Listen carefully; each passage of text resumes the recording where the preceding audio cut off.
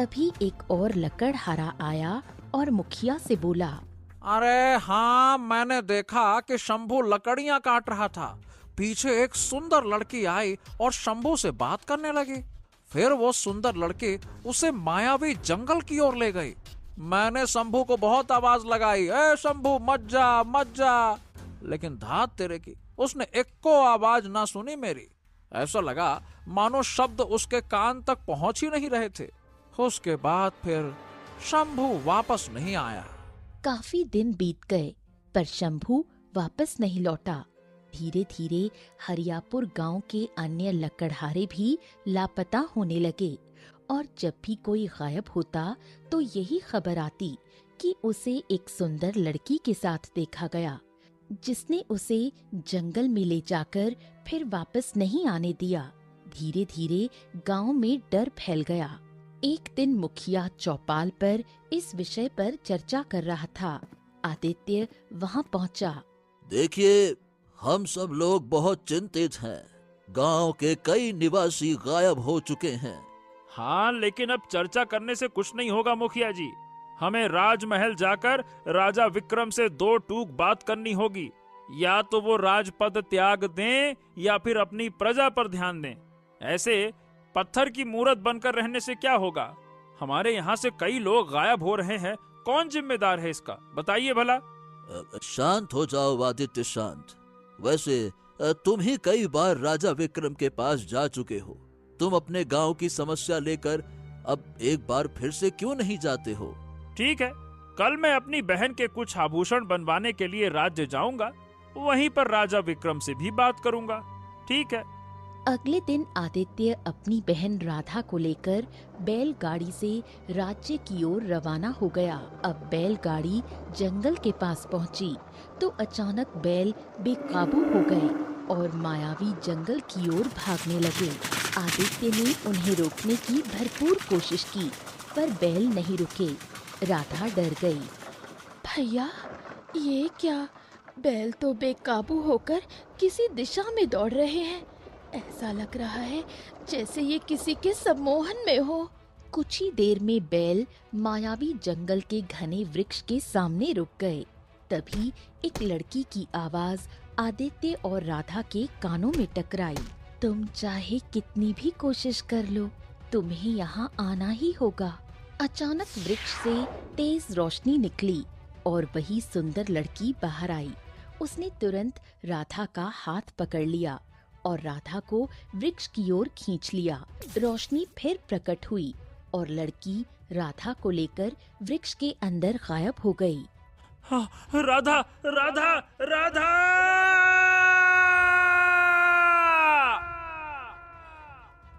पर चारों ओर सन्नाटा ही छा गया। आदित्य बैठ गया।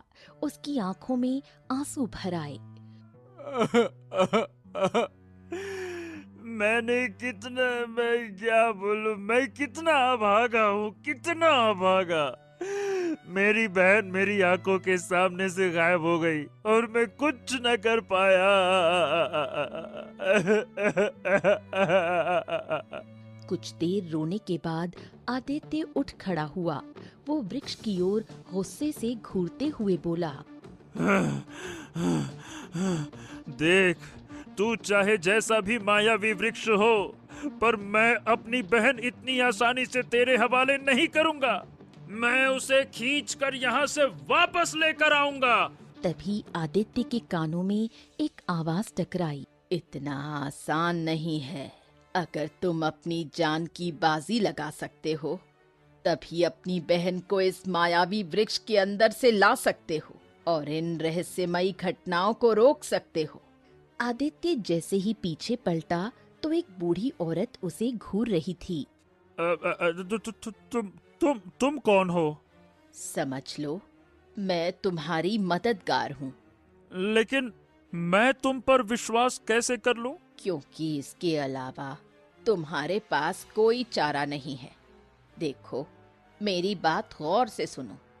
तुम्हारी आंखों के सामने इस वृक्ष के अंदर से रोशनी फूटी और एक लड़की बाहर आई, जिसने तुम्हारी बहन को वृक्ष के अंदर खींच लिया। दरअसल इस वृक्ष के भीतर दूसरी दुनिया का द्वार खुलता है। तुम्हारी बहन अब उसी दुनिया में है। बूढ़ी औरत ने अपनी मुट्ठी खोली और एक सिक्का निकालकर आदित्य की हथेली पर रख दिया।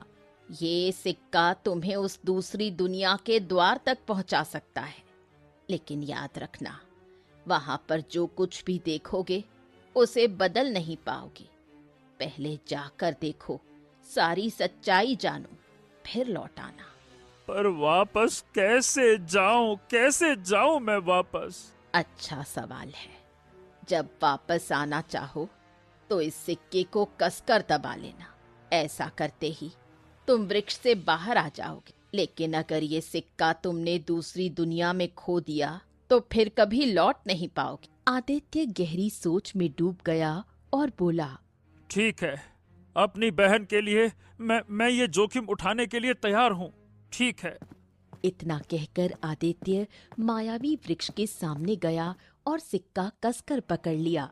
अगले ही पल वृक्ष से रंग बिरंगी किरणें फूटीं और आदित्य को अंदर खींच लिया। कुछ ही देर में आदित्य ने अपने आप को एक विचित्र नगरी में पाया।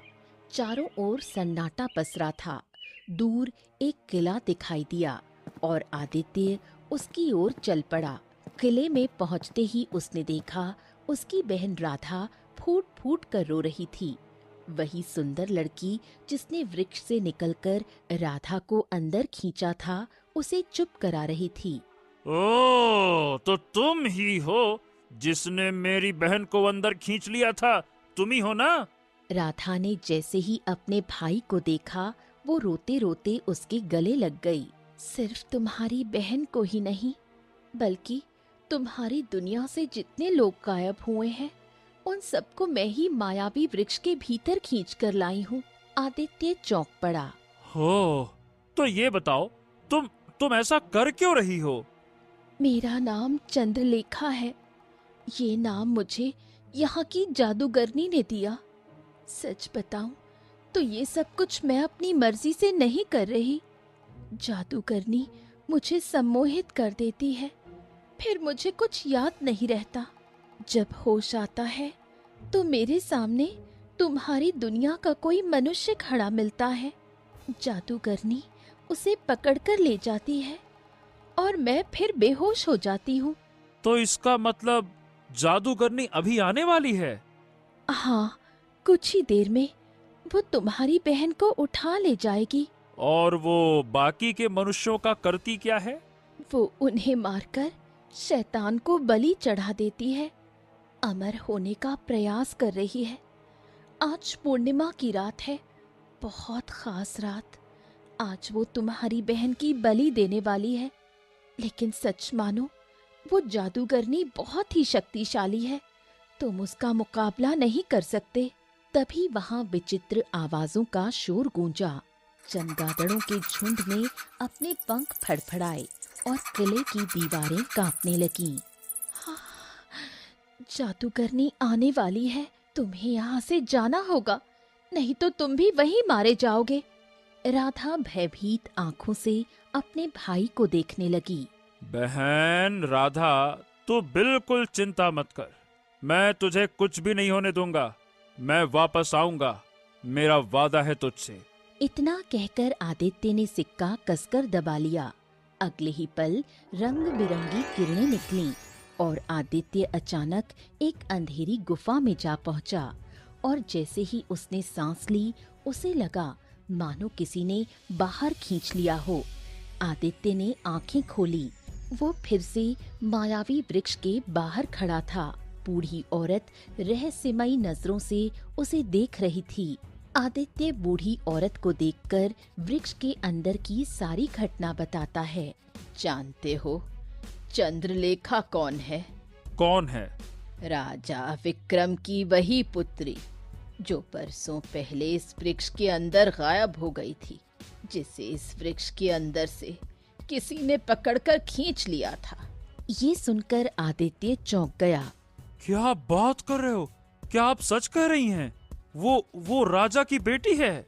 हाँ, मेरा एक एक शब्द सत्य है, पर एक और सच्चाई है। जो तुम्हें बताना बहुत जरूरी है, क्योंकि तुम्हारी बहन की ये आखिरी बलि है। अगर ये बलि दे दी गई तो वो जादूगरनी हमेशा के लिए अमर हो जाएगी, और अमर हो जाने पर वो इस संसार में तबाही मचा देगी। उसे रोकना बहुत जरूरी है। ओ, आखिर वो जादूगरनी है कौन, और आप किस सच की बात कर रही हैं? मैं कुछ समझा नहीं, विस्तार से बताइए थोड़ा। वो जादूगरनी कोई और नहीं बल्कि राजा विक्रम की माँ रानी रुक्मणी है। आदित्य ये सुनकर हक्का बक्का रह गया। क्या? ये क्या कह रही हैं आप? मैंने तो सुना था कि राजा विक्रम की माँ बरसों पहले इस जंगल में लापता हो गई थी। बरसों पहले ये मायावी वृक्ष अच्छाई के लिए प्रसिद्ध था। वहां देवताओं का वास था। इस जंगल की सुंदरता देखने लायक थी, पर रुक्मिणी बुरे इरादे से आई। उसने इसी वृक्ष के नीचे शैतान को प्रसन्न करने हेतु यज्ञ किया। शैतान को देवता पसंद नहीं आते। देवताओं ने इस वृक्ष से अपना वास छोड़ दिया। फिर शैतान ने रुक्मिणी से शर्त रखी, बहुत से मनुष्यों की बलि देकर वो शक्ति और अमरता का रहस्य बताएगा। रुक्मिणी जानती थी कि वो पृथ्वी पर ऐसा कर सकेगी तो लोग उसे मार डालेंगे। इसलिए रुक्मिणी ने कहा कि किसी और लोक का द्वार खोल दो, जहां वो बैठकर अपनी शैतानी क्रियाएं कर सके। शैतान ने अपनी शक्ति से वृक्ष में काले लोक का द्वार खोल दिया और रुक्मिणी उसी में समा गई। पर एक बात मेरी समझ में नहीं आ रही। चंद्रलेखा तो रुक्मिणी की पोती है, तो उसने चंद्रलेखा का अपहरण क्यों किया? क्योंकि रुक्मिणी शैतान की पुजारिन है। शैतान हमेशा मानवता का दुश्मन रहा है। वो अपने भक्तों से वही करवाता है जो ईश्वर को बिल्कुल भी पसंद नहीं। रुक्मिणी का मकसद शैतान को प्रसन्न करना है। जो मनुष्य शैतान का पुजारी बनता है, उसमें अच्छाई की भावना समाप्त हो जाती है। अगर तुम उसका अंत करना चाहते हो तो किसी भी तरह राजा विक्रम को यहाँ ले आओ, उसे सारी घटना बताओ। उसके बाद मैं तुम्हें एक ऐसा शस्त्र दूंगी जिससे राजा विक्रम उसका अंत कर सकता है। क्या? राजा विक्रम उसे समाप्त कर सकता है? इसका क्या मतलब हुआ? क्योंकि रुक्मिणी की मृत्यु उसके ही पुत्र के हाथों लिखी, इसलिए तुम्हें राजा विक्रम को यहाँ लाना होगा। वही उसे मार सकता है। अच्छा, एक और अंतिम सवाल। आप कौन हैं? जब सब कुछ सही हो जाएगा तब मैं अपना रहस्य बताऊंगी। समय बहुत कम है। उस लोक में रात होने वाली है। तुम्हें किसी भी कीमत पर जल्दी से राजा विक्रम को यहाँ लाना होगा। आदित्य दौड़ता हुआ राजमहल पहुंचा। राजा विक्रम दरबार में बैठा था। महाराज, महाराज, महाराज, मैं आपको पूरी घटना बताने आया हूँ। आदित्य सब कुछ कह सुनाता है। ये क्या बकवास कर रहे हो तुम? तुम कहना चाहते हो कि उस मायावी वृक्ष के अंदर जो जादूगरनी रहती है वो मेरी माँ है? तभी राजगुरु दौड़ते हुए आ गए। महाराज, महाराज, महाराज, हाँ महाराज, आखिरकार 20 वर्षों की तपस्या और यज्ञ करने के बाद मुझे पता चल गया कि उस मायावी वृक्ष का रहस्य क्या है। क्या रहस्य है, बताइए। महाराज, महाराज, वो वृक्ष एक दूसरी दुनिया का द्वार है, और उस दूसरी दुनिया में कोई और नहीं बल्कि आपकी माँ रुक्मिणी ही मौजूद है। वही मनुष्यों को खींचकर शैतान को बलि देती है, और उसी ने आपकी पुत्री का अपहरण किया था ताकि जवान होने के बाद वो अपने शिकार को अपनी पुत्री के जरिए फंसा सके। राजा विक्रम ये सुनकर चौंक गए और आदित्य की ओर देखने लगे। बिल्कुल महाराज, अब तो आपको मेरी बात पर विश्वास हो गया ना कि मैं सच कह रहा था। महाराज, मैं उस लोक के अंदर से होकर आया हूँ समय बहुत कम है महाराज। अगर मेरी बहन जीवित ना बची ना, तो ये मत सोचिएगा कि आपकी माँ रुक्मणी आपकी पुत्री पर तरस खा लेगी। अब वो आपकी माँ नहीं, बल्कि जादूगरनी पिशाचनी बन चुकी है। वो कुछ भी कर सकती है, कुछ भी। अरे चाहे मेरी माँ हो या मेरे पिता, समाज के खिलाफ जो भी काम करेगा मारा जाएगा। न्याय सबके लिए बराबर है। चलो मेरे साथ। राजा विक्रम तुरंत आदित्य के साथ जंगल जा पहुंचे। वृक्ष के सामने बूढ़ी औरत बैठी थी। मुझे विश्वास था विक्रम, तुम जरूर आओगे। बूढ़ी औरत ने मंत्र पढ़े। अगले ही पल उसके हाथ में एक तलवार प्रकट हुई। उसने तलवार राजा विक्रम को थमा दी। मेरे मंत्र पढ़ते ही तुम और आदित्य वृक्ष के अंदर समा जाओगे। अंदर जाकर तुम्हें किसी भी कीमत पर उस जादूगरनी का अंत करना होगा। जैसे ही उसका अंत होगा, ये वृक्ष फिर से देवताओं का वृक्ष बन जाएगा और तुम सब इस वृक्ष से बाहर आ जाओगे। बूढ़ी औरत मंत्र पढ़ने लगी। वृक्ष से तेज रोशनी फूटी। अब इसके अंदर समा जाओ। दोनों रोशनी में समा गए और वृक्ष के अंदर खींच लिए गए। कुछ ही देर में राजा विक्रम और आदित्य ने स्वयं को एक विचित्र लोक में पाया। हाँ, बाप रे आदित्य, तुमने बिल्कुल सही कहा था। तभी राजा विक्रम की नजर एक लड़की पर पड़ी जो रो रही थी। महाराज ये देखिए, यही है चंद्रलेखा। राजा विक्रम उसके पास पहुंचा। मैं आपको जानती तो नहीं, पर ऐसा लगता है जैसे जन्म जन्म का नाता है। हाँ, हमारे पुत्री, हम तुम्हारे पिता हैं।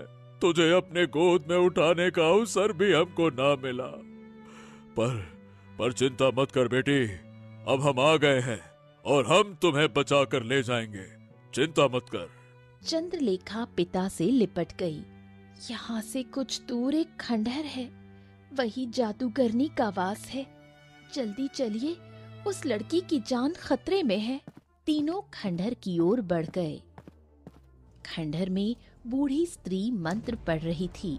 राधा बेहोश पड़ी थी। जैसे ही जादूगरनी ने विक्रम को देखा, क्रोधित हो गई। तो मेरा पुत्र तलवार लेकर आया है मुझे मारने। हाँ, लगता है मेरा रहस्य खुल गया। पर देख विक्रम, यहाँ से चला जा। इसकी बलि देने के बाद मैं अमर हो जाऊंगी। अमर होकर तुझे पृथ्वी लोक का राजा बना दूंगी। अब तुम मेरी माँ नहीं हो, मेरी माँ कोई और थी। तुम्हारा अंत निकट है। इतना कहकर विक्रम ने तलवार से सीधा प्रहार किया। रुक्मणी चीखते हुए जमीन पर गिरी। रक्त बहने लगा। ये कैसे संभव है? अचानक काला धुआं उठा और एक राक्षस प्रकट हुआ। रुक्मणी, तुम्हें साधारण तलवार से नहीं मारा गया। ये जंगल की देवी की मायावी तलवार है। तुम्हारी मृत्यु तुम्हारे पुत्र के हाथों ही लिखी थी। ये रहस्य केवल जंगल की देवी जानती थी।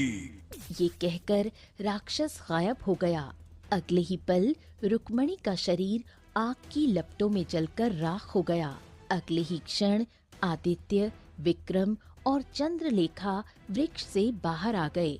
बूढ़ी औरत मुस्कुरा रही थी। अचानक वो रंग बिरंगी किरणों में एक सुंदर स्त्री में परिवर्तित हो गई। मैं जंगल की देवी हूँ आदित्य। जब तुम यहाँ रो रहे थे, तब मैंने तुम्हारी आंखों में वीरता देखी। बहुत मनुष्य पहले यहाँ आए, पर सभी डर गए। तुम पहले मनुष्य थे जिसकी आंखों में साहस था, इसलिए मैंने तुम्हारी मदद की। अब इस जंगल में फिर से देवताओं का शासन होगा।